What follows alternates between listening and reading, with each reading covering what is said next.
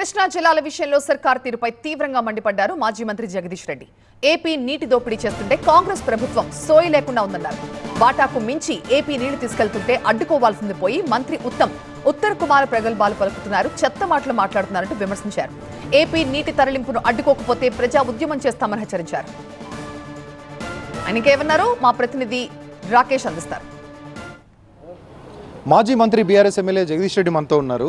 మీరేమో తెలంగాణ విషయంలో నీటి విషయంలో కాంగ్రెస్ ప్రభుత్వం అన్యాయం చేస్తుందంటున్నారు. కాంగ్రెస్ మాత్రం మీ నిర్లక్ష్యం వల్లే, మీ హయాంలో చేసినటువంటి పొరపాట్ల వల్లే ఈరోజు నీటిని కోల్పోతున్నామని ఆరోపణలు చేస్తున్నారు. తెలంగాణ ప్రజల హక్కుల్ని కాపాడడానికి కొరకు పుట్టిన పార్టీగా, తెలంగాణ రాష్ట్రాన్ని తెచ్చిందే నీళ్ళ కొరకు కాబట్టి, నీళ్ళ మీదనే ఉద్యమాన్ని తెచ్చిన వాళ్ళుగా ప్రతిరోజు మేము అప్రమత్తంగా ఉంటాం కాబట్టి ఈ రాష్ట్రంలో ఏం జరుగుతుంది, రాష్ట్ర ప్రయోజనాలకు భంగం కలిగే ప్రమాదం వచ్చిందన్న విషయంలో కేసీఆర్ గారు జాగ్రత్తగా ఉంటాడు కాబట్టి నిన్న కేసీఆర్ గారు ఆదేశాల మేరకు నిన్న మాట్లాడండి హరీష్ రావు గారు. దానికి మంత్రి ఏం చెప్పాలి సమాధానం? అయితే నువ్వు చూసుకోకపోతే వెంటనే సిద్ధం కావాలి, వెంటనే ఆపమని చెప్పి ఉత్తరం రాయాలి, ఢిల్లీకి రాయాలి, ఇంకో ప్రయత్నం చేయాలి, దాని మీద నువ్వు స్పందించాలి. అది వదిలిపెట్టి చెత్త మాటలు, పనికిమాలిన మాటలు, నువ్వు చేపట్టిపోయినాయి, నేను చేపట్టిపోయినాయి, ఇవి కావు కదా మాట్లాడాల్సింది. ఇప్పుడు ఇవాళ మేము అడుగుతుంది ఈ రోజు లెక్క. ఈ రోజు నాటికి ఈ సంవత్సరం వచ్చిన నీళ్ళన్నీ కృష్ణలో మా లెక్క ప్రకారం 1010 టీఎంసీల నీళ్ళు వచ్చినాయి ఈసారి కృష్ణలో. వచ్చిన దాంట్లో మన వాటా గిది, వాళ్ళ వాటా గది, వాళ్ళ వాటా అయిపోయినాయి, మన వాటా ఉన్న నీళ్ళని కూడా దోసుకపోతున్నారు అని మేము అంటున్నాం. ఇదే ఇరిగేషన్ శాఖ మంత్రి ఉత్తమ్ కుమార్ రెడ్డి చెప్తున్న మాట ఏంటంటే, మీరు బేసిక్గానే 299 టీఎంసీలకు ఒప్పుకొని నష్టం చేశారు తెలంగాణకు. అడక్ కమిటీకి సంబంధించో లేకపోతే అపెక్స్ కమిటీలను ముఖ్యమంత్రులు కూర్చున్నప్పుడు దాన్ని ఒప్పుకొని తెలంగాణకు తీరని అన్యాయం మీరు చేశారని చెప్తున్నారు. ఇదే చెత్త మాట అంటున్నాను నేను, ఉత్తమ్ మాట చెత్త మాట అంటున్నా. ఎందుకంటున్నా అంటే నువ్వు ఆ 300 టీఎంసీలలోనే ఇప్పుడు పోతున్నాయి, అది కాపాడమని అడుగుతున్నాం మేము. గిదో వదిలిపెట్టి ఏదో చేసేది వదిలిపెట్టి ఏదో చేయబడి అన్నట్టు ఊళ్ళలో మాట్లాడితే మాట్లాడవచ్చు వస్తుంది. నేను కూడా గీ పని చేయాలంటే వదిలిపెట్టి ఇంకా చేతగాక ఇంకో పనికి ఏదో పోయినట్టు మాట్లాడుతున్నాడు ఉత్తమ్. మేము అడుగుతుంది మళ్ళీ ఎందుకు మాట్లాడుతున్నాడు ఉత్తమ్ ఈ మాటలు తెలుసా? పక్కదారి పట్టించడానికి విషయాన్ని. ఫెయిల్ అయినరు, సోయి లేదు, అన్ని నీళ్ళు పోతున్నాయన్న సంగతి కూడా తెలియదు, సోయి లేకుండా పన్నెరు ముఖ్యమంత్రి మంత్రులు, ఇది వాస్తవము. నేను అంటున్నా ఇప్పుడు కోల్పోవడానికి ఏపీ తీసుకుపోవడానికి కారణమే మీరు. ఒకటి, పోతిరెడ్డిపాడు సామర్థ్యం పెంచడానికి అప్పుడు అనుమతించారు, చూడనట్టు వదిలేశారు. రెండోది, అప్పుడు ముఖ్యమంత్రి ఇంటికి పిలిచి భోజనాలు పెట్టి మరీ పంపించి ఆయనతో కాంప్రమైజ్ అయ్యారు. మూడోది, నాగార్జున సాగర్లో సగం డ్యామ్ని ఏపీకి అప్పగించారు. ఇది కాంగ్రెస్ ప్రభుత్వం చేస్తున్నటువంటి ఆరోపణ. సిగ్గుండాలి, లజ్జ ఉండాలి కొంచెం మాట్లాడడానికి. ఈ మాటలు ఏమన్నా సార్ నవ్వుకుంటారు ప్రజలు, నోట్లో ఉంచుతారు. ఈ భాష మాట్లాడితే తప్ప వీళ్ళకి సోయి రానట్టుంది. ఇంకా నేను మాట్లాడా ఇప్పుడు నా జీవితంలో. కానీ ఎందుకంటే పోతిరెడ్డిపాడును పెంచింది మీరు, పోతిరెడ్డిపాడికి అనుమతి ఇచ్చింది మీరు, దానికి స్వాగతం పలికిరు మీరు, సిగ్గు లేకుండా పులిచిందలను కట్టించింది మీరు.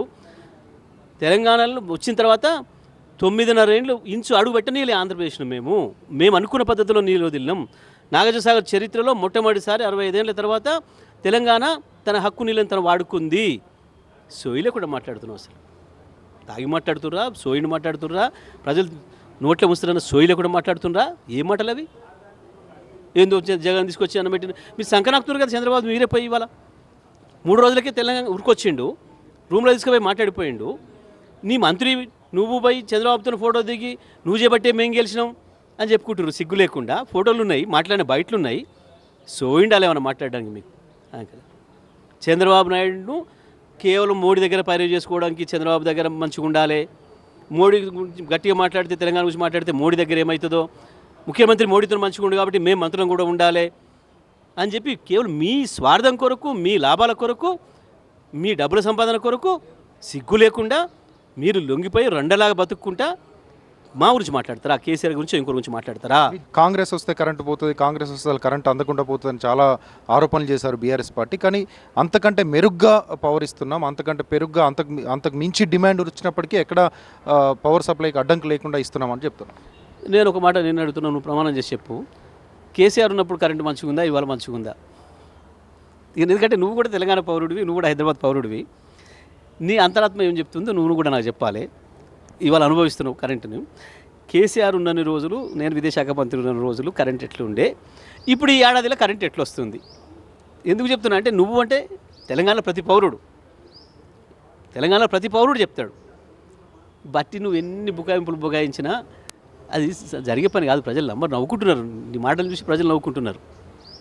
ప్రతి సంవత్సరం డిమాండ్ పెరుగుతుంది 10%, 8 నుంచి 10% పెరుగుతుంది. దాని ప్రకారం ఇవ్వాల్సిందే, ఇస్తలేవు. రోజుకు 10 గంటల పైన పవర్ కట్స్ చేస్తున్నావు. ఇవాళ వందలాది మంది మోటార్లు కాలిపోతున్నాయి. నేనంటలేను కదా, రైతులు మొత్తుకుంటారు కదా, మీరే చూస్తున్నారు. ఎక్కడ రైతు ముందర పోయి మీరు ఇది పెట్టినా ఎట్లా తిడుతున్నారో చూస్తున్నారు మీరు. రైతులు ఎందుకు తిడతారు? దేనికి వస్తారు రైతులు కోపానికి? ఇవ్వకపోతేనే కదా. హైదరాబాద్లో మీరు పవర్ కట్స్ చూస్తలేరా? ఇప్పుడు చూసిరా మీరు? కేసీఆర్ ముఖ్యమంత్రి ఉన్ననాడు, నేను పవర్ మినిస్టర్గా ఉన్ననాడు ఒక్కరోజు పవర్ కట్ చూసిరా హైదరాబాద్లో? గంట సేపు ఎప్పుడన్నా?